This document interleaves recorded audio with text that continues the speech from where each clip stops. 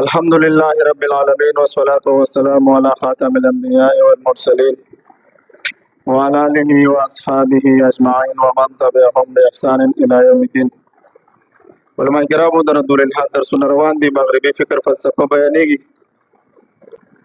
په پرونی درس کې موږ وضاحت کړو چې کوم اسباب چې انسان الحاد طرف ته مایل کوي. موږ ویلو چې اوله وجه او اول سبب هغه د ساينس فلسفه و. دویمه وجه دا و چې هغه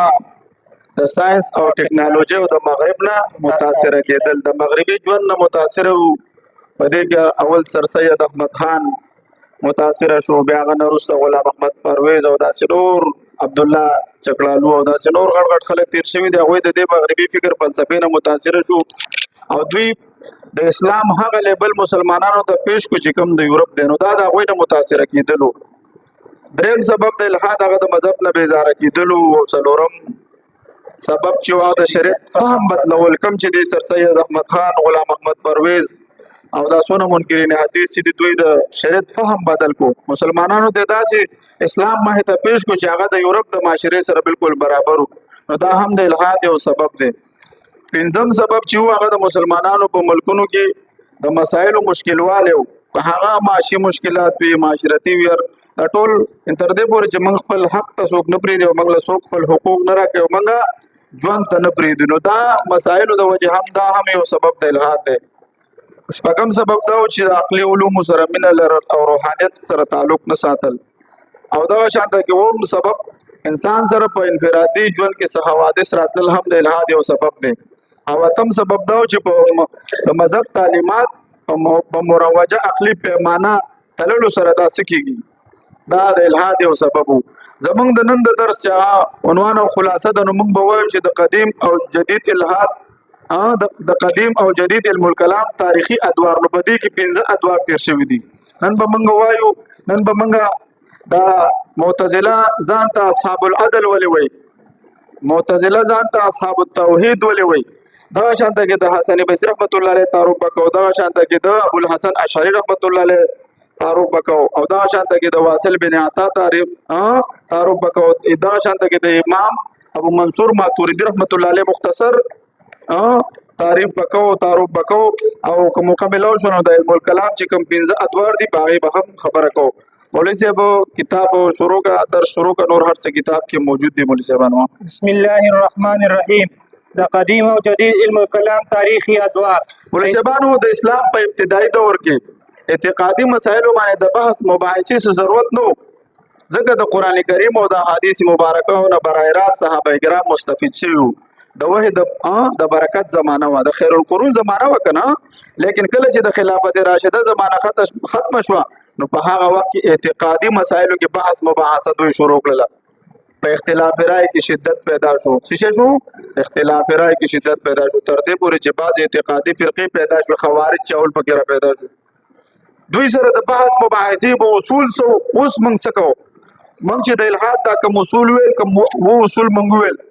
یو سیز په پوهه او عقل کې نه راتلل، د دې خبرې څه دلیل دی چې دا سیز دی باطل وي. حالکه د دوی دی اصول تر سره صحابه کرام هغوی به د قرآن نه کم چې په مد مقابلو لکه خوارجو سره چې عبد الله بن عباس رضی الله تعالی مناظره شو، نو هغوی د قرآن کریم نه دلیل پیش کړو. عبد الله بن عباس رضی الله تعالی وروسته را روان د هغې مناظره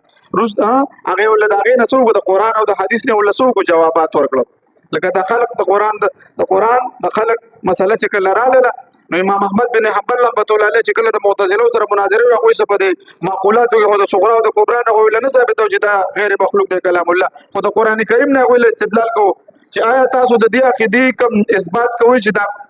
کلام الله دا مخلوق دی، خلق دی، نو آیا د دې دا چې دونه هم عقیده ده او تاسو بر سر منبر بیانوئ د حکومت په زور په موږ باندې منئ، نو آیا د دې تشریح نبی علیہ السلام نه کړی؟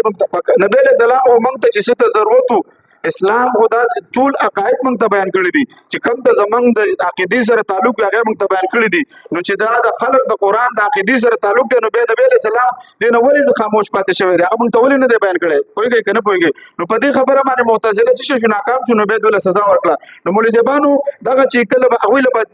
دغه کېدلو جواب په ورکړی کېدو، نو د قرآن او د سنت نه به ورکول کېدو. دا خو د 3 صدۍ نه وروسته د 2 صدۍ کې چې کله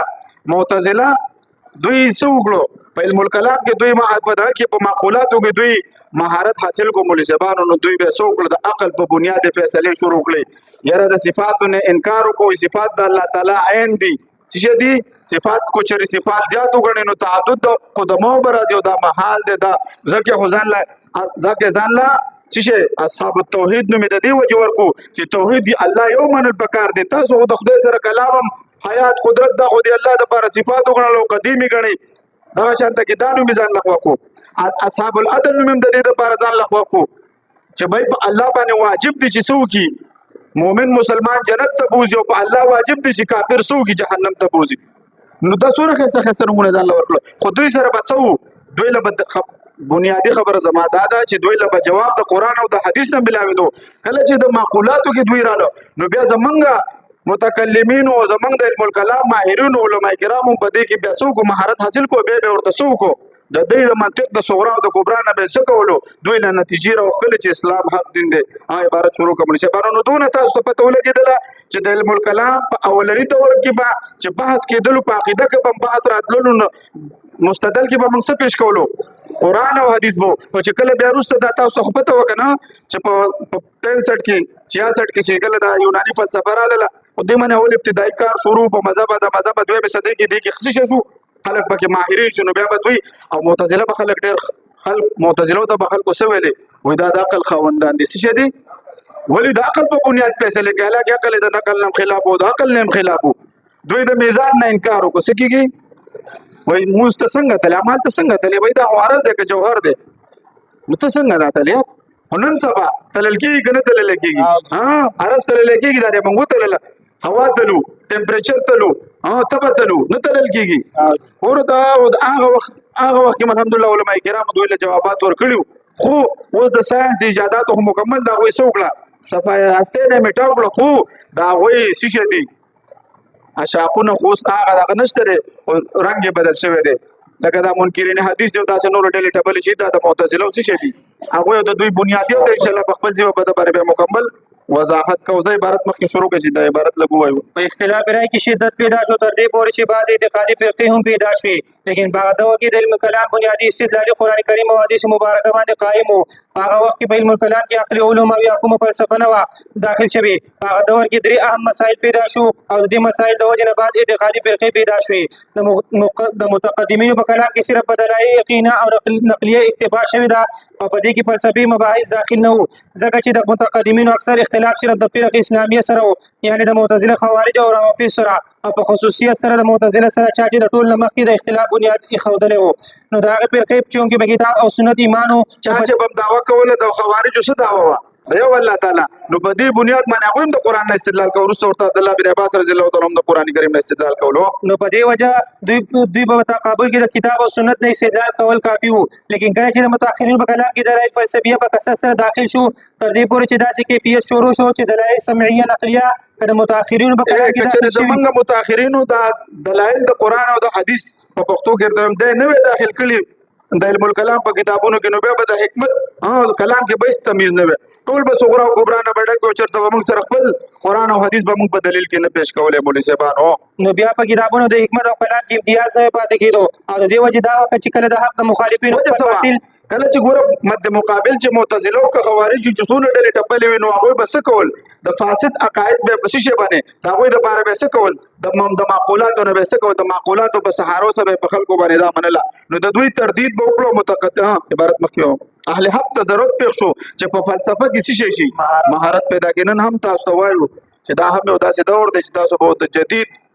دا چې څونه اصطلاحات دي دینه به تاسو په دې باندې وګوره سلوي چې ته سیکولریزم پیژنې ته سوشلیزم پیژنې ته د دوی د جدید فلسفو باندې ته داسې وګوره سلی تا چې ته ټک پټک دې ته جواب ورکړي چې ته د تاریخ پیدایش دوی څومره نظریات پیش کړي دي ته دې شي کې ته دې ته پته وینو دا د وخت ضرورت څنګه چې زمونږ متقدمینو هغه فن کې مهارت حاصل کو هغه له جواب ورکو کچره دا میدان موته چاته پریدو صرف د کالج او یونیورسيټي پروفیسوران ته پریدو نو دا بسوي ولې زبانو هغوی خو به جواب کوي خو څنګه جواب چې تاسې کوئ د لوار یو ګزار او د سونار سل ګزار ستا ګزار یو ګزار دی چې یو غرب دی ورکو هغه به میدان ته نشي راوتلی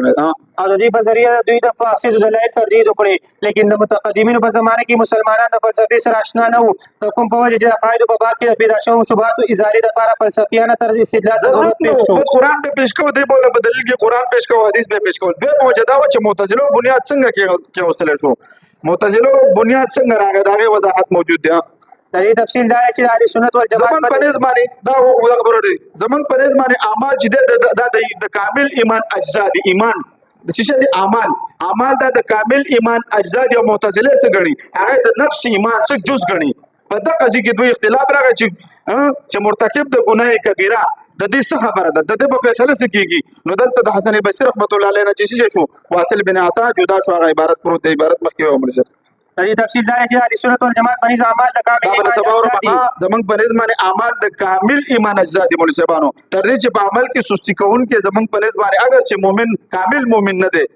لیکن د ایمان نه خارج نه دی بلکې مونږ مؤمن ګڼو ښه معتزله په نظم باندې څه دي لیکن د معتزله په نظم باندې اعمال د نفس ایمان اجزا دي نفس ایمان بس کوي چې اعمال دي صحیح خو ستا کې ایمان موجود دی کنه ایمان نه خارج شو شي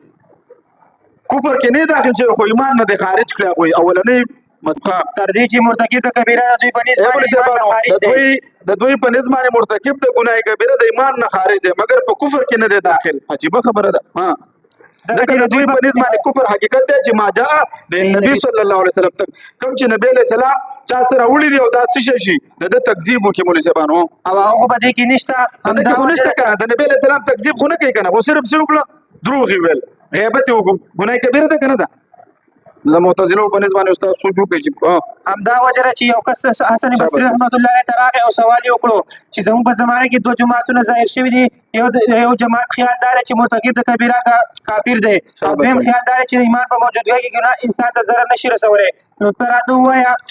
چې موږ په دې کې کوم عقیده اختیار کړو نو حسن بصري رحمه فکر کولو د فکر په دوران کې واصل بن عطا وویل چې مرتکب د کبیره نه کافر دی او نه مؤمن دی او بیا د جمعات د ستري سره ودرېدو او دا جمله مسلسل تکراروله او ویلې که څوک بغیر توبې مړ شي نو جهنم ته به داخليږي لیکن عذاب به د کافرانو د عذاب نه سپک وي نو د کفر او ایمان په منځ کې یو بله درجه ثابته کړه او دې به څه ویلي منزله بینل منزلتین به ورته ویلو د تعبیر به کولو د دوی په نسبت باندې مرتکب د کبیره که بغیر د توبې نه مړ شي نو څه شي دی کافر بشان مخلد فی النار دی او که توبې کول نه پس مړ شي نو مخلد فی الجنه دی دا واصل د دې خبرې په اورېدو سره حسن بصري رحمه ویل قد اعتزل عنا دا بنګ جدا شنو بنیاد دلته کې وصله شو واصل یعنی زمنګ نشه جدا شو په دې وجه معتزله نوم کې خدای شو د باب افتعال نه د اسم فاعل صيغه د په معنا ده کناره کشون کی جمعه سره درېمه وجه درېمه خبر دا ده چې معتزله ځان ته اصحاب العدل وایي څونه ښایسته نوم دی ځان ته اهل قرآن وایي ځان ته اهل حدیث څومره ښایسته نومونه اصحاب العدل ته وګوره اصحاب التوحید ته ولې صاحبانو ته وګوره څونه ښه نومونه دي که نه دي دی ولې وایي د دې وجه دا عبارت وایي د دې وجه د معتزله د عقیده چې کوم انسان فرمانبردار دی د الله تعالی اطاعت کوي نو په الله تعالی باندې دوی ته ثواب ورکول او جنت ته داخلول واجب دي او کوم کسان چې نافرمان دي د الله تعالی د اطاعت نه سرکشي کوي نو په الله تعالی باندې دوی ته سزا ورکول او جهنم ته داخلول واجب دي چونکه دا د عدل تقاضا ده نو په دې وجه دوی ته اصحاب العدل ویل شي سوي چې الله باندې دا لازم دي د عدل دي ته وایي چې څوک د نیک انسان له جنت ورکړي او د بد انسان له څوک جهنم ورکړي دا عدل نو ځکه اصحاب العدل ځان ته ورګوره په ساده پښتو کې به پوه شولې چې تاسو د دې معتزله او اصحاب العدل ذات ولې وي په الله باندې دا لازم دي چې مؤمن ته څوک جنت ورکړي او کافر له جهنم ورکړي او اصحاب التوحید ذات ځکه ویلو صفاتونه انکار وکړي چې بيد ته توحید سره منافي دي دا الله دا صفات منل د توحید سره منافي دي د دې وجه وروسته په ټول عبارتونه موجود دي صرف دا تاسو ته وضاحت کیږي عبارت یو او اصحاب التوحید ورته ځکه ویل شي چې الله تعالی د صفاتو علم حیات قدرت او غیره نه انکار کړی دی او ویلي دي الله تعالی د صفات منل شي نو چونکی د الله تعالی ذات قدیم نه نو صفات به هم قدیم شي نو بیا په دې صورت کې د تعدد د قدما لازم شي کوم چې د توحید سره منافي دي نو په دې وجه د صفاتو نه انکار وکړو او خپل ځان د اصحاب العدل او توحید څومره کستنوم دي د دې په جواب کې اهل سنت والجماعت ورته فرمایي چې په الله باندې هیڅ یو شی واجب نه دی دا زمونږ عقیده او نظریه ده موتی او واسط ټول د الله تعالی سدي بندگان دی او د الله تعالی مملوکین دي مالک لپاره په خپل ملکیت باندې سوي تصرف حاصل وي مولوی صاحبانو الله تعالی مته جهنم ته واچوي نو دا د الله تعالی عدل دی د الله خو خدا کنه یا تاسو لپټاپ مې د پروت په ځمکه کې راو باز خلک اوسه شي موبایل پر ځمکه راوړي باز خلک اوسه شي کنه اور موټر سایکل پنچر شي او استیرو سینته لړګي اوسه کې ډېر خلک ما سیل دي یو کس سایکل پنچر شي او دماغ له خراب وبد تبر ماره ټوکلي کوس کو سړی وای دا ظالم دی ولی ظالم دی د خپل چیز دی کنه او که جنت الله تعالی حکمت بل الله تعالی د حکمت خاوند دی الله تعالی ډیر صفت دی یو حکیم دی یو صفت د حکمت والا دی چې انسان جهنم ته ورځي دا د الله تعالی په دې کې د الله تعالی ظلم نسبت کول دا څه دی ممنوع دی مولوی صاحب او که جنت ته داخل کړي دا د فضل له دا الله او نیک انسان د جنت داخل کو د الله تعالی فضل دی او د توحید په باره کې اهل سنت الله تعالی موتی جهنم کې واچوي د عدل او جنت کې داخل دي د الله تعالی فضل او د توحید په باره کې اهل سنت والجماعت دا جواب دی چې قدیم صرف د الله تعالی یو ذات دی او هغه ذات الله تعالی دی هغه صفات مونږ سره چې کوم تعدد قدمه او لازمیږي هغه توحید سره منافی نه دي او کوم تعدد چې توحید سره منافی دي هغه ذات قدیمه تعدد دی کوم چې دلته نه لازمیږي ارسته په دې باندې مکمل تر سره روان دی اوس کوم دلته کوو موږ مخکې سبق رانه پاتې کیږي حسن بصری رحمت الله علیه مختصر تعارف دا چې دا اهل سنت والجماعت یو مشهور تابع دی لوی محدث او فقيه دی د حضرت عمر رضی الله تعالی عنہ د خلافت د اختتام نه 2 کال مخکې دا پیدا شوی او د وفات چې دی تاریخ وفات چې دی د رجب په میاشت کې 110 هجری کې په بصره کې وفات شوی دی د دې په وجه ورته دته حسن بصری ویلې مشهور دا چې حضرت علی رضی الله تعالی عنہ شاګرد هم پاتې شوی دی دا غنه حدیث اصل کړی دی او د تصوف طریقې حاصل کړی دا بلانم یې سار دی او د مور نوم یې هویره دا هویره کوم چې د ام سلمہ رضی الله تعالی عنها خادمه و کله چې حسن بصری مور موجوده نه و نو جړل به او ام سلمہ رضی الله تعالی عنها قلارولو تر دې چې د ام سلمہ رضی الله تعالی عنها سینې په یوم سکلی دي علماء خیال لري چې حسن بصری رحمت الله علیه د فضل او کمال او حکمت په هم دې برکت سره حاصل شوی دی شاباش پوه شولې واصل بن عطا د تاریخ پیدایش د 101 د 5 هجری کې پیدا شوی دی واصل بن عطا 5 هجری کې پیدا شوی او تاریخ وفات 131 دی او کنیت اسی شه دی ابو حذیفه دی او لقب غزال دی دا حسن بصری مولا شاګرد دی او په دې وخت کې د عبد الملک او هشام ابن ملک زمانه وا هشام هشام بن عبد الملک زمانه و مولوی صاحبانو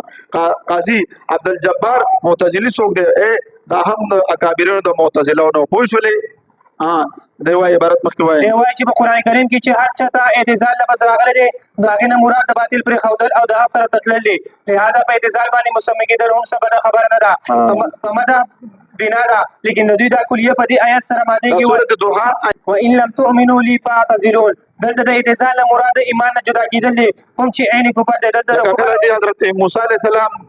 راون ته ویل کنه کچری ته په ما باندې ایمان نه راوړي و الا تؤمنوا لي فاعتزلون کچری ایمان نه راوړي نو دلته وګوره صریح وضاحت موجوده لکه دا شګان هم ځان ته وایي چې ابراهيم عليه السلام ته د شیعت نسبت شوی دی موږ ورته ته د مسلمان اسلام نسبت هم شوی د سنت نسبت هم شوی او ان شاء الله د شیعت په موضوع کې مکمل په باندې بحث کوو د خیره د کفر او باطل نه جدا کېدل مراد نه دي لکه چې د معتزله په دینوم باندې بخښه کوي او د لري د باطل نه په اعتزال حمل کوي او بعض علما وايي چې دا واصل بن عطا د عقیدی عمر ابن عبید پیروي کړی دا او ویل دي چې القول قولك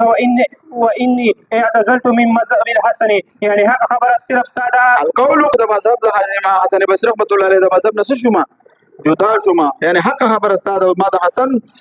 بصری رحمت الله علیه د مذهب نه جدای اختیار کړه نو په دې وجه دوی په معتزله سره مشغول شول اهل سنت والجماعت په دې باره کې دا جواب ورکوي چې دوی په توحید سره وایو تاسو ځان اصحاب العدل وایو تاسو اصحاب التوحید ځان ته وایي تاسو په اصحاب په توحید سره څه کیږي عدل څه کیږي باطل کیږي او په عدل سره توحید باطل کیږي د دې جوابات ورته علماء کرام ورکړي دي او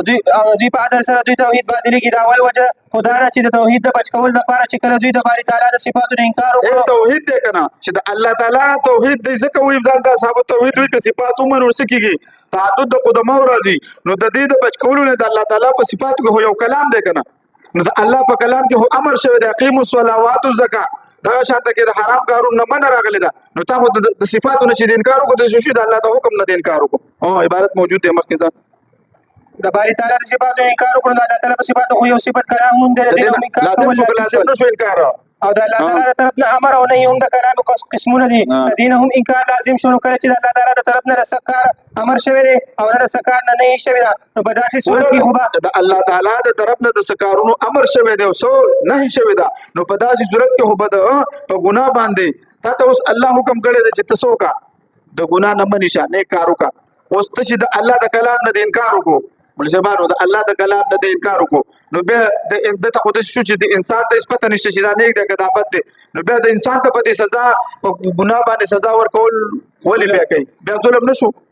چې تا ته اوس د جبریت عقیده د څاو ساتله چې به هر څه په ما باندې الله کوي نو بیا خو په دې انسان ته سزا ورکول بیا ظلم نشو نه پوهېږئ ملزمان او مخکې ځه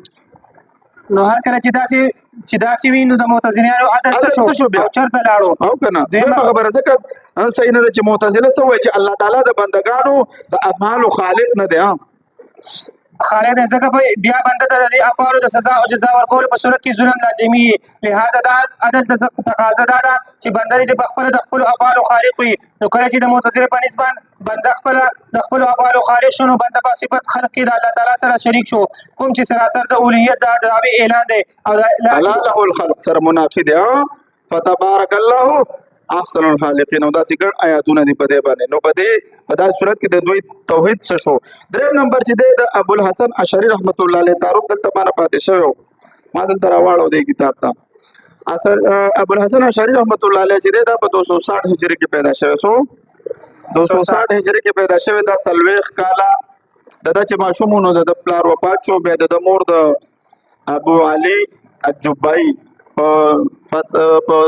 تشدید د پاسه او په دغه سره تخفیف دوه سره جایز دی ابو علي جبائي سره بیا د نکاح وکړه بیا د پرورش کېدونو دا سلويخ کال دا مناظرو سلويخ کال پورې دا ابو علي جبائي چې دا خو موږ له پښتو کې پلندر و او نو د سره دا خو هغه وي د ابو علي جبائي چې دا د تکلم کې تکړه نو دا ابو الحسن اشعری رحمت الله علیه تکلم کې ډیر زیات تکړه ماهر دا به خپل زوی ورمخکې کو چې تکړه شو دا ویل چې ته به مانه مخکې کېږي د ته به ویلي او دا حقیقت خبره هم ده د اولاد په باره کې د انسان واحد یو د پلار او د استاد په منځ کې صرف د فرقونه به ډېر وي نور فرق به وي که نه وي خو دا یو فرق زما ذهن کې دی علما کرام یې فرمایي چې استاد ته هم به چې زما اولاد دی خو پلار خو د پلار او د کې دا یو فرق دی چې پلار غواړي چې زما زوی مانه مخکې شي خو استاد دا نه غواړي اس کله او خو زه غواړم زه چې خدای تاسو ټول ما نه مخکې چې زه قبر کې پروت یم تاسو خدمت کوم الحمدلله زه دا وایم زه خوشاله یم چې تاسو مخکې ځئ خو ما ډېر استادان ځایونه مو شته موجود دي اس کله نه غواړي چې زما شاګرد مخکې لاړ شي ترقي دی اکثر خپې د لوړ لاندې در لاړه کوي ته پوه شوې نو زه دا وایم کنه دی ابو علي جبائي به دا ویل د خپل زوی به مخکې کو چې بچی ته ما نه مخکې لاړ شه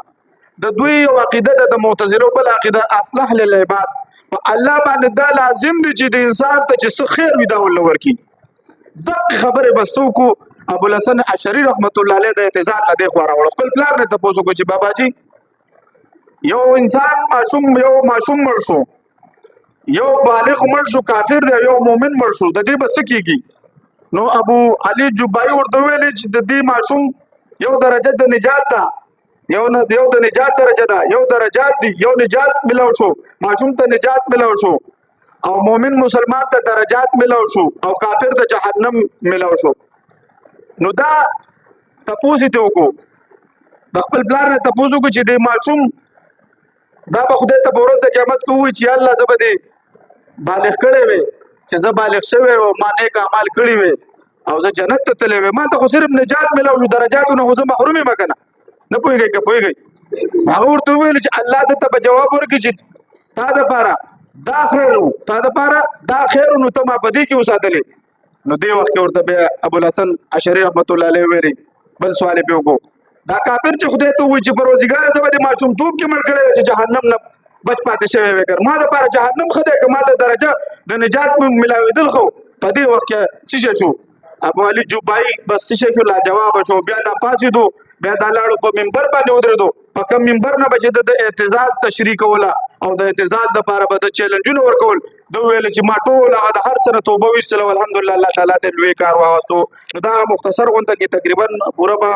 یو درې څلور څپې درس به ده باندې راغونډ کړی دی چې د ترتیب او د دوی اعتراض او د دوی ته به دا په کومو او په دې کوم لکه چې کوم دا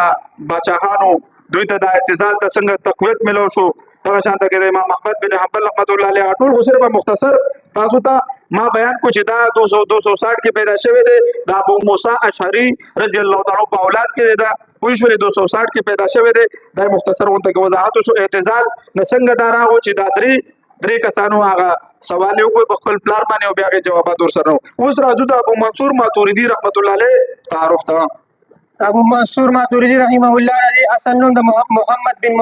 محمود دی دا ما ورنه سره قریب ماتورید کې پیدا شوی دی د سن ولادت یعنی یقیني تور باندې معلوم دی لیکن د دې وفات 333 زیادت 323 زمانه دا ابو منصور ماتوریدی رحمه الله د خپل عهد او لوی علما کرامو علم حاصل کړی دی لکه نصر بن یحیی بلخی رحمه الله